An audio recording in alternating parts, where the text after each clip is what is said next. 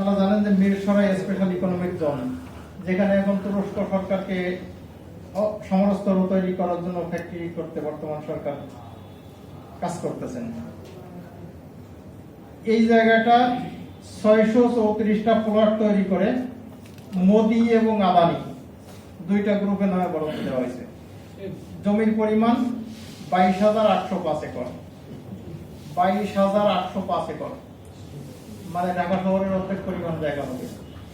এত বড় একটি ল্যান্ড সম্পূর্ণ ফরেস্ট ভ্যানিশ করে যেটা বরাদ্দ দেওয়া হয়েছে মিরসরাই স্পেশাল ইকোনমিক জোনের নামে।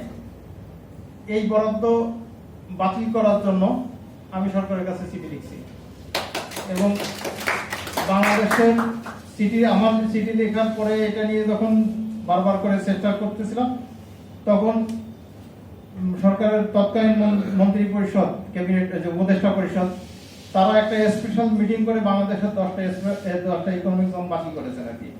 তার মধ্যে ওইটাও বাতিল করেন।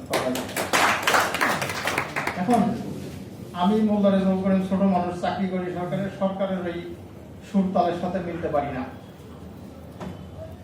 বলে আমাকে বারবার করে পানিশমেন্ট দেওয়া হয় আর কি। সেই পানিশমেন্টের সর্বশেষ পানিশমেন্টটা বর্তমান সরকার এসে আমাকে দিয়েছে। সেগুলো চট্টগ্রাম থেকে আমাকে এই সরকার ক্ষমতা এসে একজন মাত্রকে বদলি করেছে বনের দেবতারে, সেই ব্যক্তির হলাম আমি। তাহলে এখন আমরা আছি এই অবস্থায়, জানি না কবে পরিবর্তন হবে, কারণ এখনো পর্যন্ত আমাদের বন অধিদপ্তর এবং ওই তার উপরে লাইনের সব ফ্যাসিলিটি বলে আছে। কারণ আমি তো এইগুলো বাতিল করা মানে তো ফ্যাসিলিটির স্বার্থ শূন্য হয়েছে। আমি যখনই ফ্যাসিলিটির স্বার্থ সংক্রান্ত বিষয়ে হাত দিতে গেছি তখনই আমি তাদের শত্রু হয়েছি। আমি যখন তাদের নিয়ে কাজ করতে গেছি তখনই আমি তাদের প্রতিপক্ষ হয়েছি। তারা বর্তমান সরকারকে ব্যবহার করে আমাকে সাইজ করা শুরু করে দিচ্ছে। তো এখন এই অবস্থার মধ্যে আমরা আছি। ভালো হবে কবে দেশ, আমরা সেদিনের সুদিনের প্রতীক্ষা আছি।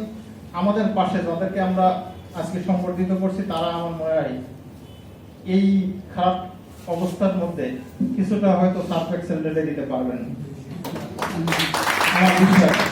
যদি পারেন তাহলে সত্যিকার অর্থে আমাদের দেশটি সোনার বাংলা হবে, বাসযোগ্য হবে, বন্য প্রাণী জীব বৈচিত্র্যের জন্য একটি নিরাপদ আবাসস্থলে উন্নীত হবে।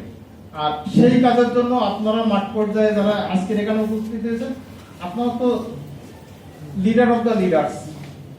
আপনারা তো প্রত্যেকেই ওই যোদ্ধাদের নেতৃত্ব দিয়ে এখানে আসছেন। আরো বাংলাদেশে যারা আছে তাদের সকলের প্রতি আমার অন্তরের অন্তঃস্থল থেকে শ্রদ্ধা জানায়।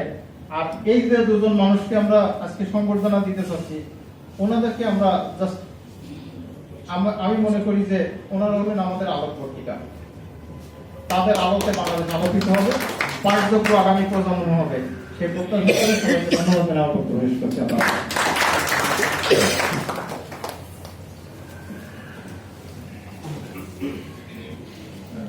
অনেক অনেক ধন্যবাদ এবং কৃতজ্ঞতা জানাচ্ছি আজকের এই সংবর্ধনা অনুষ্ঠানে তথ্যবহুল